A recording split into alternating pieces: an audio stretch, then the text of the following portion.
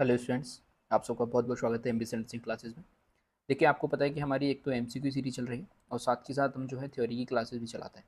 ठीक है, जिसमें आपको कंप्लीट टॉपिक वाइज जो सारी चीज़ें वो मिल जाती हैं, थ्योरी मिल जाती है, साथ के साथ उसके एमसीक्यू क्वेश्चंस मिल जाते हैं, जिससे आपका कंप्लीट पैकेज बन जाता है और वो टॉपिक आपका कंप्लीट हो जाता है। आप यदि नर्सिंग से रिलेटेड किसी भी एग्जाम की प्रिपरेशन कर रहे हैं तो वहाँ ये चीज़ आपको बहुत ज़्यादा हेल्पफुल रहेगी। मैं बात कर लूँ तो हमने जो एनुअल फिजियोलॉजी है या फिर हम बात करें ह्यूमन फिजियोलॉजी है, उसकी यहाँ पे बात कर ली है। ठीक है, और उसके जो टॉपिक्स हैं वो हमने क्या कर लिए, कंप्लीट कर लिए। अगली अगली जो हम यूनिट स्टार्ट करेंगे वो कौन सी है, कम्युनिटी हेल्थ नर्सिंग है, जिसकी हम यहाँ पे बात करेंगे। तो चलिए इसको स्टार्ट कर लेते हैं अपन। और इसमें जो अपना पहला टॉपिक आने वाला है वो पहला टॉपिक कौन सा है, वैक्सीनेशन का पहला टॉपिक रहने वाला है। यहाँ भी आपको जो चीज़ें हैं वो टॉपिक वाइज मिलेंगी और आपको बहुत ज़्यादा हेल्प भी रहेगी इसके अंदर। और इसके जो अभी तो फिजियोलॉजी वाली यूनिट चल रही है थ्योरी के अंदर, वो जैसे ही कंप्लीट हो जाएगी तो आगे भी अपन इसको स्टार्ट कर देंगे। चलिए, टॉपिक पहला है वैक्सीनेशन। सब पहला क्वेश्चन हमारे सामने आ रहा है, the vaccination was first perform by, यानी कि जो वैक्सीनेशन है यानी कि टीकाकरण जो है वो सबसे पहले किसने परफॉर्म किया था, ये क्वेश्चन है यहाँ पे। देखिए, जोनास शॉक ने, एडवर्ड जेनर ने, लुइस पास्चर ने, अलेक्जेंडर फ्लेमिंग ने। तो हमें पता है ये सब जो काम किए थे, सबसे पहले जो पहला टीका बनाया गया था किसके द्वारा बनाया गया था, एडवर्ड जेनर के द्वारा बनाया गया था। ठीक है, एक्सप्लेनेशन देखें इसकी। तो जेनर जो है, Edward was the British physician. जो एडवर्ड जेनर है वो क्या है, ब्रिटिश फिजिशियन थे दोनों। Who invented first time the vaccination for small pox. उन्होंने सबसे पहले जो वैक्सीनेशन खोजी थी पहली बार, वो स्मॉल पॉक्स के लिए खोजी थी। जेनर ने ऑब्जर्व किया कि individual who exposed to cow pox such as those who milk cow would develop a minor skin lesion and then be immune to small pox. यानी कि जब जेनर थे उन्होंने ये चीज़ ऑब्जर्व की कि जो काउ पॉक्स से एक्सपोजर होता है जिनके अंदर, जो काउ पॉक्स के जो जिन मतलब जो गायें ऐसी थी जिनके अंदर काउ पॉक्स वायरस था, वो जब दूध पीते हैं इंसान, तो उनके अंदर एक छोटे छोटे स्किन के ऊपर फफोले जैसी संरचना फिलेशन बन जाते हैं छोटे छोटे। और ये फिर आगे चल के उनकी जो इम्यून है वो स्मॉल पॉक्स के लिए बन जाता है, यानी कि जो इम्यून सिस्टम है वो इम्यून स्मॉल पॉक्स के लिए बन जाता है, क्या उनको सुरक्षा देता है आगे चल के। ये चीज़ सबसे पहले ऑब्जर्व करी किसने, जेनर ने। इस ऑब्जर्वेशन के बाद ही developed a vaccine from cowpox lesion which provide immunity to small pox. उन्होंने क्या किया, काउपॉक्स के वायरस से एक इम्यूनिटी तैयार की, एक वैक्सीन तैयार की। उस वैक्सीन को फिर यूज़ कराया किसके लिए, स्मॉल पॉक्स के लिए। और फिर स्मॉल पॉक्स के लिए जब वो लगाई गई तो किस उसने क्या बना दिया, इम्यूनिटी बना दी लोगों के लिए। तो इस तरीके से खोज हुई किसकी, वैक्सीन की या फिर टीका की। दूसरे नंबर के क्वेश्चन पे हम आते हैं, जो कि क्वेश्चन है आप सबके सामने देखें। Who were early pioneers for immunization, यानी कि इम्यूनाइजेशन के लिए कौन सा सबसे पहले पायोनियर था। चाइनीज़ थे, ग्रीक्स थे, इजिप्शियन थे या फिर मेसोपोटामियंस थे। सही उत्तर की बात करें तो चाइनीज़ का हो जाएगा, इसका करेक्ट आंसर हो जाएगा। अगला क्वेश्चन देखें, पॉलीवेलेंट वैक्सीन कंसिस्ट ऑफ, यानी कि जो पॉलीवेलेंट वैक्सीन होती है वो किससे मिलकर बनी हुई होती है, more strain of the same species, a single organism, more strain of different species, यानी कि या फिर एक सिंगल स्पीसीज से मिलकर बनी हुई होती है। सही उत्तर की यहाँ पे बात करें तो इसका जो ए ऑप्शन है वो क्या हो जाएगा, करेक्ट आंसर हो जाएगा। पॉलीवेलेंट जो वैक्सीन होती है इसका मतलब होता है एक ऐसी वैक्सीन जो प्रोड्यूस होती है किसके, from cluster of many number of strain of the same species. ठीक है, चलिए अगला क्वेश्चन बात करें।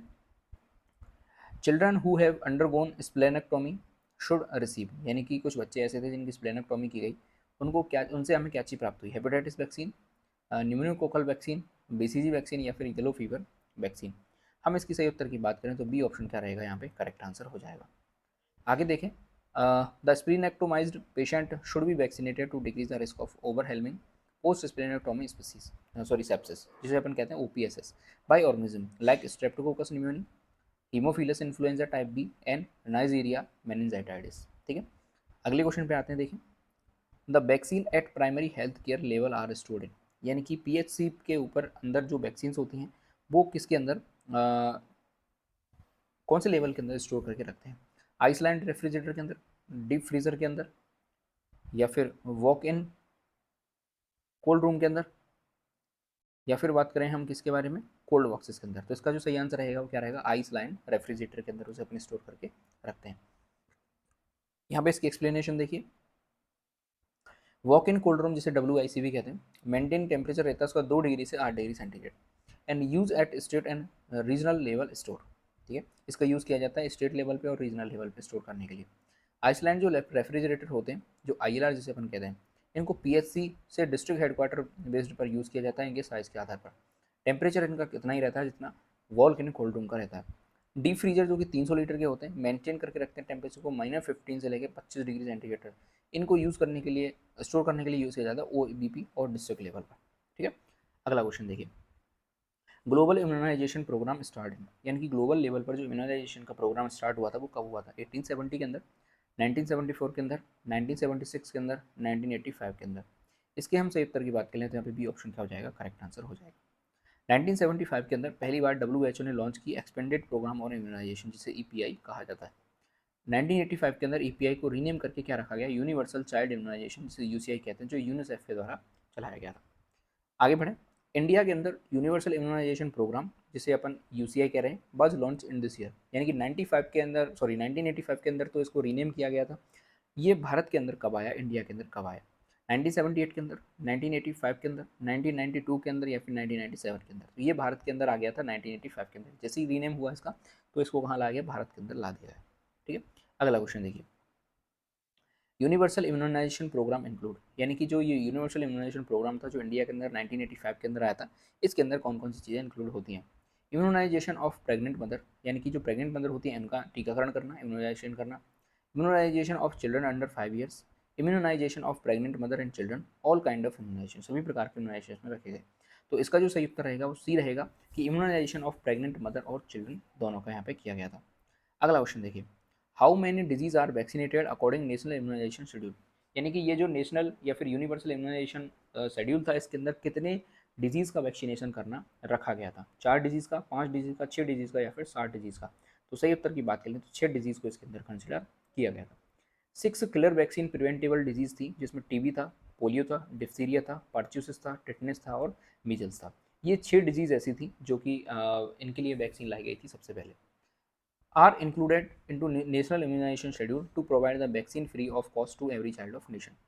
Now also included pentavalent at 6, 10, 14 week ये दी गई। IBP थी वो 6 और 14 वीक पे दी गई, और रोटा वायरस के लिए 6, 14 और 15 वीक पर 5 ड्रॉप्स ओरली दी जाती थी। अगला क्वेश्चन देखिए। What is the route of administration of rota virus vaccine, यानी कि जो रोटा वायरस वैक्सीन थी उसके लिए उसका रूट ऑफ एडमिनिस्ट्रेशन क्या होता था? IM था, सबक्यूटेनियस था, इंट्राडर्मल था, या फिर ओरल था? यदि हम इसके सही उत्तर की बात कर लें तो उसको ओरल ड्रॉप के रूप में दिया जाता था, और 5 ड्रॉप थी जो उसकी ओरली दी जाती थी। अगला क्वेश्चन देखिए।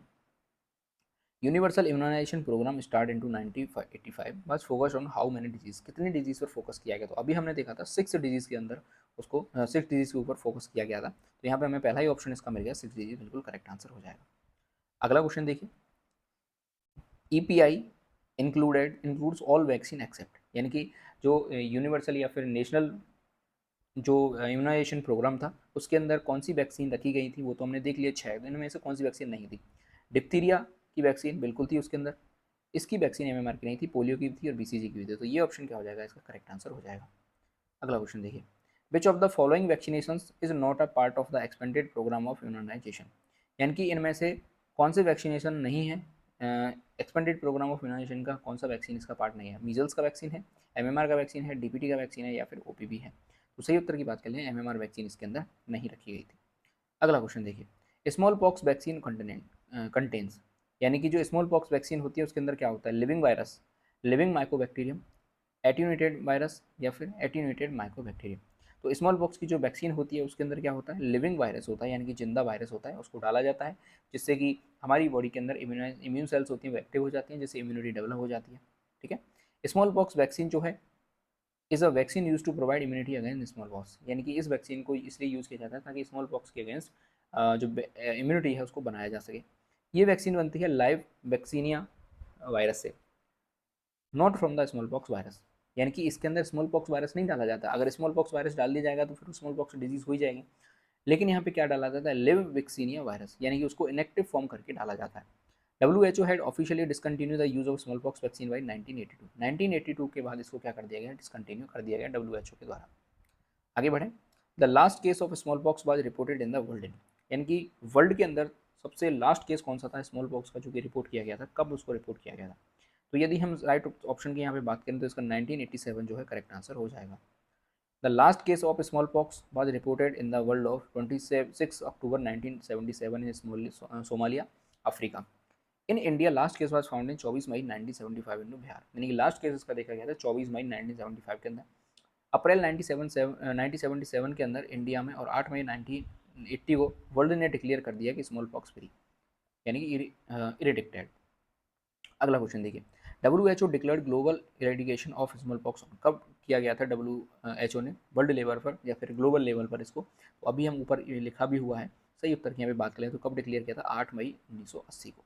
ठीक है, in which year was India declare a smallpox free country by International Commission of Assessment of Smallpox Eradication?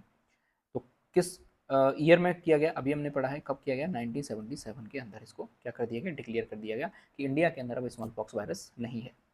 ठीक है, चलिए अगला क्वेश्चन देखें, one of the following disease has been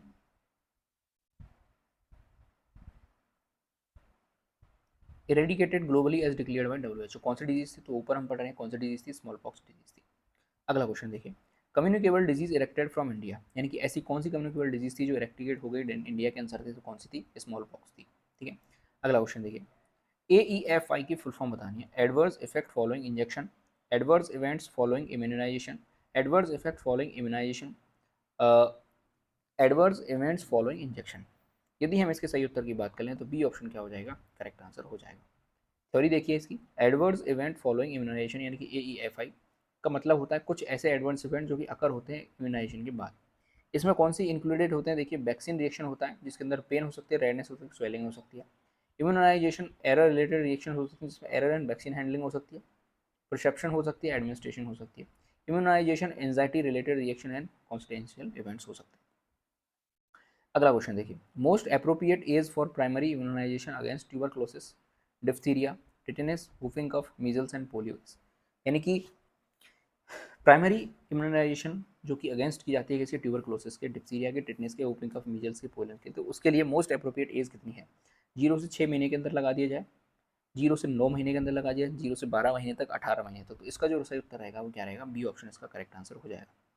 primary जो इम्यूनाइजेशन है against tuberculosis, BCG at birth but can be use till 1 year of the age. Diphtheria, tetanus और whooping cough की बात करें तो DPT जो है वो 6 साल के अंदर 10 और 14 वीक ऑफ लाइफ के अंदर लगा दी जानी चाहिए, 6 साल नहीं है 6 वीक होगा।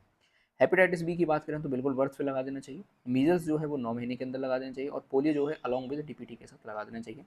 ये सारे के सारे कंप्लीट हो जाने चाहिए 0 से 9 महीने के अंदर जन्म के बाद। ठीक है, आगे देखें, how many types of vaccine are there against Japanese encephalitis, यानी कि कितने प्रकार की वैक्सीन जो हैं बनाई गई हैं या फिर उपस्थित हैं अगेंस्ट जापानीज इंसेफेलाइटिस की। तो हम बात करें 3 प्रकार की वैक्सीन जो हैं फिलहाल जो अगेंस्ट है वो बनाई गई हैं जापानीज इंसेफेलाइटिस के, तो इसका जो सी ऑप्शन है वो क्या हो जाएगा, करेक्ट आंसर हो जाएगा। देखिए, there are 3 type of vaccine against Japanese encephalitis are mouse brain derived inactive, cell cultured derived inactive and cell cultured derived life attenuated. अगला क्वेश्चन देखिए, all the following vaccine are given at birth except, यानी कि सारी vaccine जो हैं वो birth के time पे दी जाती हैं, केवल एक को छोड़ के। कौन सी है, BCG है, पोलियो है, हेपेटाइटिस बी है और हेपेटाइटिस ए है। सही उत्तर की बात करें तो यहाँ पे डी ऑप्शन क्या हो जाएगा, करेक्ट आंसर हो जाएगा। देखें, at institutional delivery BCG and 0 close doses of OPV और hepatitis B are administered at birth. Hepatitis A not included in national immunization schedule, hepatitis A vaccine administered intramuscularly at age of 1 year and older. 24 number का question देखिए, which of these vaccine are recommended at birth according to national immunization schedule, यानी कि कौन सी vaccine ऐसी हैं जो कि रिकमेंडेड की जाती हैं बर्थ के टाइम पे नेशनल इम्यूनाइजेशन शेड्यूल के अनुसार। तो BCG है, हेपेटाइटिस बी है, OPV है, BCG है, हेपेटाइटिस बी है, DPT है, तो BCG भी है, हेपेटाइटिस बी भी है और OPV है, तो यही इसका क्या हो जाएगा, राइट आंसर हो जाएगा। ठीक है, अगला क्वेश्चन देखिए, which vaccine is not administered to HIV positive child, यानी कि कौन सी वैक्सीन जो है एडमिनिस्टर नहीं की जाती है एक HIV पॉजिटिव चाइल्ड के लिए, OPV, DPT, हेपेटाइटिस बी या फिर MMR। सही उत्तर की बात करें तो यहाँ पे ए ऑप्शन क्या हो जाएगा, करेक्ट आंसर हो जाएगा। देखें, लाइव वायरल वैक्सीन जिसके अंदर कौन सी आती है, OPV आती है, मीजल्स आती है, येलो फीवर आती है, लाइव इन्फ्लुएंजा आती है, should not be administered to child with symptomatic HIV infection due to immunosuppression। ठीक है, आगे देखें, which vaccine can be given to an AIDS positive child, कौन सी वैक्सीन ऐसी है जो दी जानी चाहिए एक एड्स पॉजिटिव चाइल्ड के लिए। BCG है, OPV है, मीजल्स है, ऑल द वैक्सीन है। तो यदि हम इसके सही उत्तर की बात करें तो इसका ए ऑप्शन जो है करेक्ट आंसर हो जाएगा। अगला क्वेश्चन देखिए 27 number, which of the following vaccine is contradicted in symptomatic HIV infection whose CD4 count is less than 400 cells per minimum square, sorry minimum cube. देखिए, कौन सी वैक्सीन ऐसी हैं जो कि कॉन्ट्राडिक्टेड रखी गई हैं, यदि कोई बच्चा ऐसा है जिसके अंदर HIV जो सिम्टोमेटिक HIV उसका इन्फेक्शन हुआ है और उसकी जो CD4 काउंट है वो 400 सेल्स पर मिनिमम क्यूब से मिनी क्यूब से नीचे जा रही हैं। तो कौन सी जो वैक्सीन है वो नहीं देनी चाहिए? BCG है, DPT है, येलो फीवर है या फिर टेटनस टॉक्सॉइड है। यदि हम इसके सही उत्तर की बात करें तो इसका जो बी ऑप्शन है वो क्या हो जाएगा? करेक्ट आंसर हो जाएगा। अगले क्वेश्चन पे आते हैं। देखिए, example of live vaccine is, live vaccine का कौन सा एग्जाम्पल है यहाँ पे? BCG, मीजल्स, कोलेरा, एयरबी। तो डी ऑप्शन इसका क्या हो जाएगा? करेक्ट आंसर हो जाएगा। और एग्जाम्पल देख लीजिए, live vaccine, live vaccine are. Bacterial की बात करें तो BCG है, टाइफॉइड ओरल है। लिव वैक्सीन का मतलब होता है इसके अंदर जो माइक्रोऑर्गेनिज्म हमने डाला है वो कैसा है? लिव कंडीशन में है, जिंदा है। तो बैक्टीरियल की बात करें तो BCG का टीका बनता है, उसमें भी लाइव है, टाइफॉइड ओरल में भी लाइव होती है। वायरल की बात करें तो देखिए, ओरल पोलियो वैक्सीन है, OPV, जिसे अपन क्या कहते हैं? सेबिन कहते हैं, because discover by AB7 into 1957। Yellow fever की वैक्सीन हो गई, मीजल्स की वैक्सीन हो गई, रोवेला की हो गई, मम्स की हो गई, रोटा वायरस की और इन्फ्लुएंजा की हो गई। अगली हम बात करते हैं एग्जाम्पल ऑफ किल्ड वैक्सीन या फिर इनएक्टिव वैक्सीन, जिसमें बैक्टीरियल की बात करें तो टाइफॉइड होती है, कोलेरा होता है, प्लेग होता है, परच्यूसिस होती है। वायरल की बात करें तो देखिए, रेबीज़ है, साल्क पोलियो वैक्सीन है, ठीक है, इन्फ्लुएंजा है और हेपेटाइटिस भी है। इनमें कैसा होता है? वैक्सीन जो वायरस होता है या बैक्टीरिया होता है वो किल्ड पोर्शन या फिर इनएक्टिव पोर्शन में होता है। Example of toxoid are diphtheria, tetanus and acellular pertussis protein. ठीक है, आगे बढ़ते हैं। An example of a toxoid is the, यानी कि टॉक्सॉइड का कौन सा एग्जाम्पल इनमें से है? देखिए, ऊपर दिया भी हुआ है तो इसका जो राइट आंसर रहेगा वो क्या रहेगा? डिप्थीरिया करेक्ट आंसर हो जाएगा। अगला क्वेश्चन देखिए, all of the following are killed vaccine except, यानी कि इसमें से सारी जो है वो किल्ड वैक्सीन है, लेकिन एक जो है वो लाइव वैक्सीन है। कौन सी है? देखें, BCG है, कोलेरा है, टेटेनस है या फिर पार्चुसिस है। तो जो BCG होती है वो लिव वैक्सीन होती है, बाकी की सारी कैसी है? इसमें से किल्ड या फिर इनएक्टिव वैक्सीन है। एक इनमें से हमें किल्ड वैक्सीन बतानी है, तो देखें आप कौन सी है? OPV है, BCG है, MMR है या फिर रेबीज है। सही उत्तर की यहाँ पे बात कर लें तो हमें पता है रेबीज जो है वो कैसा होता है? किल्ड वैक्सीन वायरस होता है, किल्ड वायरस वैक्सीन होती है। Given below which one of the live attenuated vaccine, यानी कि इनमें से कौन सी जो वैक्सीन है वो कैसी है? लिव एट्यूनेटेड वैक्सीन है। शाल्क है, हेपेटाइटिस है, कोलेरा है, BCG है। सही उत्तर की बात कर लें तो इसका जो डी ऑप्शन है वो क्या हो जाएगा? करेक्ट आंसर हो जाएगा। अगला क्वेश्चन देखिए, interval between 2 dose of DPT, OPV and hepatitis B should not be less than, यानी कि 2 डोज की बात करें, चाहे वो DPT की डोज हो गई, OPV की डोज हो गई, हेपेटाइटिस बी की डोज हो गई, तो दोनों के बीच में कितना इंटरवल नहीं होना, किससे कम नहीं होना चाहिए? 1 वीक से कम नहीं होना चाहिए, 2 वीक से कम नहीं होना चाहिए, 3 वीक से कम नहीं होना चाहिए या फिर 4 वीक से कम नहीं होना चाहिए। तो इसका जो डी ऑप्शन है वो क्या हो जाएगा? करेक्ट आंसर हो जाएगा। ठीक है, interval between 2 dose of any vaccine should not be less then 1 month, यानी कि 4 महीने से कम किसी भी उसके अंदर जो इंटरवल है वो नहीं होना चाहिए। अगला जो टॉपिक आने वाला है वो वैक्सीनेशन अपना कंप्लीट हो गया। अगले जो क्वेश्चन आएंगे वो किसके आएंगे? कोल्ड चेन के क्वेश्चन आने वाले हैं। ठीक है, देखें, reverse cold chain is used for, यानी कि रिवर्स कोल्ड चेन को किसके लिए यूज़ किया जाता है? Carrying stool samples for polio patient from PHC to the laboratory, transporting outdated vaccine from the PHC to the district hospital, transporting the vaccine to the laboratory to checks its potential, transporting the vaccine from camps to sub centres. यदि हम इसके सही उत्तर की बात करें तो इसका जो ए ऑप्शन है वो क्या हो जाएगा? करेक्ट आंसर हो जाएगा। Along with cold chain, there is also a concept of reverse cold chain, which is a system of storing and transporting sample at recommended temperature from the point of collection to the laboratory. Stool specimen of AFP, acute flaccid paralysis. Patient have to be sealed in a container and stored immediately inside the refrigerator or packed between frozen ice packs and 4 to 18 degrees centigrade in cold box to shift laboratory immediately, because prolonged exposure to heat on the way may destroy the polio virus. It is called a reverse cold chain. ठीक है, चलें अगला question देखिए, system of storage and transport of vaccine at low temperature from the manufacturer to the vaccination site is called, यानी कि vaccine को store करके रखना और उसको ट्रांसपोर्ट करना मैन्युफैक्चर से लेकर वैक्सीनेशन साइट तक, इसे अपन क्या कहते हैं? सिस्टम को क्या कहते हैं? कोल्ड चेन कहते हैं, डीप फ्रीजर कहते हैं, डीप स्मॉल फ्रीजर कहते हैं या फिर कोल्ड रूम कहते हैं। तो इसे क्या कहा जाता है? कोल्ड चेन कहा जाता है। इसको क्या कहा जाता है? कोल्ड चेन कहा जाता है। तो वही चीज़ क्या लिखी हुई है इसमें, थ्योरी में भी लिखी हुई है। अगला क्वेश्चन देखें, in cold chain the temperature is maintain between, यानी कि यहाँ पे टेम्परेचर कितना मेंटेन रखा जाता है? 2 डिग्री से 8 डिग्री सेंटीग्रेड, -2 से +8 डिग्री सेंटीग्रेड, -1 से -8, -1 से +8 डिग्री। तो हमें पता है 2 डिग्री सेंटीग्रेड से 8 डिग्री सेंटीग्रेड टेम्परेचर इसके बीच में मेंटेन करके रखा जाता है। Vaccine lose their potential if export to temperature above 8 degree और केप्ट इन फ्रीजर, यानी कि जो टेम्परेचर है वो 2 डिग्री से कम नहीं होना चाहिए और 8 डिग्री से ज़्यादा नहीं होना चाहिए, नहीं तो ये अपनी पोटेंशियल क्या कर देती है? खत्म कर देती है। ऐसी कौन सी वैक्सीन है? देखें, टीटी की है, टिटेंस है, DPT है और DT है। बिल्कुल यही ऐसी वैक्सीन है जो कि अपनी पोटेंशियल खो देती है। बाकी की पोलियो नहीं हो सकती, पोलियो नहीं हो सकती, पोलियो नहीं हो सकती। तो ये 3 से ऑप्शन सारे कट गए। ठीक है, चलिए आगे देखें, इसका एक्सप्लेनेशन भी देख लेते हैं। Almost all vaccine lose their potential exposure to temperature above 8 degree centigrade for long period. लंबे टाइम तक 8 डिग्री टेम्परेचर से ज़्यादा यदि टेम्परेचर रहेगा तो लगभग सारी जो वैक्सीन होती हैं अपनी पोटेंशियल खो देती हैं।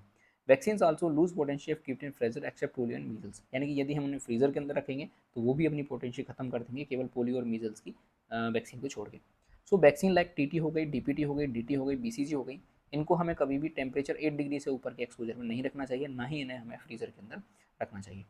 अगला क्वेश्चन देखिए, the most heat resistance and heat sensitive vaccine is, कौन सी ऐसी वैक्सीन है जो सबसे ज़्यादा हीट रेजिस्टेंस है और सबसे ज़्यादा हीट सेंसिटिव है? टीटी है, डीपीटी है, टीटी है, ओपीवी है, डीपीटी और मीजल्स है, डीटी और ओपीवी है। सही उत्तर की बात करें तो टीटी और ओपीवी जो है वो मोस्ट हीट सेंसिटिव और रेजिस्टेंस, सॉरी टीटी जो है वो मोस्ट हीट रेजिस्टेंस है और ओपीवी जो है मोस्ट हीट सेंसिटिव वैक्सीन है। देखें यहाँ पे इसकी एक्सप्लेनेशन भी दी हुई है, आप पढ़ सकते हैं आराम से। आगे बढ़ते हैं, देखिए the ideal storage temperature for a polio vaccine is, यानी कि पोलियो की वैक्सीन को स्टोर करने के लिए, स्टोरेज करने के लिए जो आइडियल टेम्परेचर है वो कितना होना चाहिए? देखें 20 डिग्री सेल्सियस होना चाहिए, 10 डिग्री सेल्सियस होना चाहिए, -5 होना चाहिए, -15 होना चाहिए और ये -20 और -10 है। यदि हम इसके सही उत्तर की बात करें तो -20 डिग्री सेल्सियस जो है वो आइडियल टेम्परेचर होना चाहिए। आगे देखें, temperature required to store BCG vaccine is, यानी कि बीसीजी वैक्सीन को स्टोर करने के लिए जो टेम्परेचर होना चाहिए वो कितना होना चाहिए? बिलो 2 डिग्री सेल्सियस, 2 डिग्री से 8 डिग्री सेल्सियस, 8 डिग्री से 10 डिग्री सेल्सियस या फिर अबव 10 डिग्री सेल्सियस। यदि हम इसके सही उत्तर की बात करें तो यहाँ पे बी ऑप्शन क्या हो जाएगा? करेक्ट आंसर हो जाएगा। अगला क्वेश्चन देखिए, except polio and measles all other vaccine are storage 2 से 8 डिग्री सेंटीग्रेड टेम्परेचर पर हमें स्टोर करके रखनी चाहिए। BCG, measles, MMR vaccine should be stored in, यानी कि बीसीजी, मीजल्स और एमएमआर की वैक्सीन इनको कितने टेम्परेचर पर हमें स्टोर करके रखना चाहिए? सही उत्तर की बात करें तो 2 डिग्री से लेकर 8 डिग्री सेंटीग्रेड तक हमें इनको स्टोर करके रखना चाहिए। अगला क्वेश्चन देखें, vaccine stored in freezer compartment are, यानी कि ऐसी कौन सी वैक्सीन है जिनको फ्रीजर कंपार्टमेंट के अंदर अपन रख सकते हैं? तो देखिए पोलियो को रख सकते हैं, मीजल्स को रख सकते हैं, पोलियो को रख सकते हैं लेकिन टेटनस टॉक्साइड को नहीं रख सकते, मीजल्स को रख सकते हैं लेकिन डीपीटी को नहीं रख सकते, और पोलियो मीजल्स को रख सकते हैं लेकिन बीसीजी को नहीं रख सकते। तो इसमें ए ऑप्शन जो है वो क्या हो जाएगा? करेक्ट आंसर हो जाएगा। आगे बढ़ते हैं 43 नंबर क्वेश्चन पे। देखें, measles vaccine is keeped in refrigerator इन, यानी कि मीजल्स की जो वैक्सीन है उसको रेफ्रिजरेटर के अंदर किस में रखा जाता है? देखिए चिल्ड ट्रे के अंदर, फ्रीजर के अंदर, ट्रे बिलो द फ्रीजर के अंदर, shelf in the door of refrigerator. सही उत्तर की बात करें तो यहाँ पे ए ऑप्शन क्या हो जाएगा? करेक्ट आंसर हो जाएगा। आगे देखें 44 नंबर का question, one of the most appropriate measures for storage of DPT DT vaccine should be keeped in refrigerator, should be frozen, should be used immediately, should be used at room temperature. सही उत्तर की बात करें तो यहाँ पे A option क्या हो जाएगा? करेक्ट आंसर हो सकता है। DPT DT vaccine should not be frozen, यानी कि इन दोनों वैक्सीन को कभी भी फ्रोजन नहीं करना चाहिए, लेकिन यदि इनको रेफ्रिजरेटर में रख रहे हैं तो टेम्परेचर कितना हो? 2 से 2 डिग्री सेंटीग्रेड, सॉरी 2 से 8 डिग्री सेंटीग्रेड टेम्परेचर का होना चाहिए। यदि इन्होंने अपनी ये अपनी पोटेंशियल खो देंगे यदि इनको रूम टेम्परेचर पे रखा गया बहुत लंबे टाइम तक, और या फिर इन्हें क्या कर दिया गया? फ्रोजन कर दिया गया, तो फिर इनकी पोटेंशियल क्या हो जाएगी? खत्म हो जाएगी। When it issue to sub centre it should be use within 1 week, यानी कि यदि सब सेंटर पर इनको रखा गया है तो इनको एक वीक के अंदर यूज़ कर लेना चाहिए। आगे देखें अगला question, frozen DPT vaccine should be, यानी कि फ्रोजन डीपीटी वैक्सीन कैसी होनी चाहिए? Shaken thoroughly before use, should be melt before use, discarded, brought to room temperature before use. यदि हम इसके सही उत्तर की बात करें तो उसको कैसे करना चाहिए? डिस्कार्डेड कर लेना चाहिए। विच of the following vaccine should not be kept in a freezer, यानी कि कौन सी ऐसी वैक्सीन है जिसे कभी भी फ्रीजर के अंदर नहीं रखना चाहिए? पोलियो है, मीजल्स है, डीपीटी है, एमएमआर है। सही उत्तर की यहाँ पे बात करें तो जो डीपीटी की वैक्सीन है उसको कभी भी फ्रीजर के अंदर नहीं रखना चाहिए। आगे बढ़े, देखें which is not a freeze derived vaccine, यानी कि कौन सी ऐसी वैक्सीन है जो कि फ्रीज डेराइव्ड नहीं है? बीसीजी है, येलो फीवर है, डीपीटी है, मीजल्स है। तो डीपीटी की जो वैक्सीन होती है वो फ्रीज डेराइव्ड वैक्सीन नहीं होती है। आगे बढ़ें, अगले जो क्वेश्चन आएंगे वो हमारे कौन से आएंगे? बीसीजी के क्वेश्चन आने वाले हैं। इसमें देखें, बट इज बेसिली कैलेमेट ग्वेरिन, जो कि क्या है? बीसीजी की फुल फॉर्म है। क्या है बताइए? बीसीजी एक लाइव एट्यूनेटेड वैक्सीन है, किल्ड वैक्सीन है, इम्यूनोग्लोबुलिन है। तो हमें पता है बीसीजी क्या है? एक लिव एट्यूनेटेड वैक्सीन होती है। ठीक है, आगे बढ़ते हैं, इसकी एक्सप्लेनेशन भी अपन एक बार देख लेते हैं। देखिए, बीसीजी वैक्सीन है जो कि ड्राइड प्रिपरेशन की जाती है एक लिविंग बट एट्यूनेटेड कल्चर से माइक्रोबैक्टीरियम बोबिस बैक्टीरिया के द्वारा। इसको यूज़ किया जाता है provide immunity against pulmonary tuberculosis meningitis and some protection against leprosy. ठीक है, बीसीजी को एडमिनिस्टर किया जाता है इंट्राडर्मली आईडी के रूप में by tuberculin syringe into left deltoid area at birth, but can be used till 1 year of birth. Do not swap the area of injection. ठीक है, अगले क्वेश्चन पे आते हैं। देखिए, which of the following syringe is used for BCG vaccination, यानी कि जो बीसीजी का वैक्सीनेशन अगर किया जाता है तो किस प्रकार की सिरिंज का यूज़ किया जाता है? ठीक है, आगे देखें, 2 सीसी, 5 सीसी, ट्यूबरक्यूलिन या फिर 10 सीसी। तो अभी हमने देखा था कौन सी सिरिंज का यूज़ किया जाता है, तो ट्यूबरक्लोनिन सीरीज का सिरिंज का यूज़ किया जाता है। आज की वीडियो का लास्ट क्वेश्चन देखिए, site of BCG vaccination is, यानी कि बीसीजी वैक्सीनेशन का साइट कौन सा होता है, लेफ्ट थाई होता है, राइट थाई होता है, लेफ्ट डेल्टॉइड होता है या फिर राइट डेल्टॉइड होता है। तो हमें पता है डेल्टॉइड होता है, और डेल्टॉइड भी कौन सा होता है, लेफ्ट डेल्टॉइड होता है। इस तरीके से हमने आज के वीडियो के अंदर 50 क्वेश्चंस कर लिए। 50 क्वेश्चंस अपन नेक्स्ट वीडियो के अंदर करने वाले हैं। वीडियो आपको अच्छी लग रही है तो लाइक जरूर कर लें, चैनल को सब्सक्राइब जरूर कर लें। देश से प्यार करें, माता पिता से प्यार करें।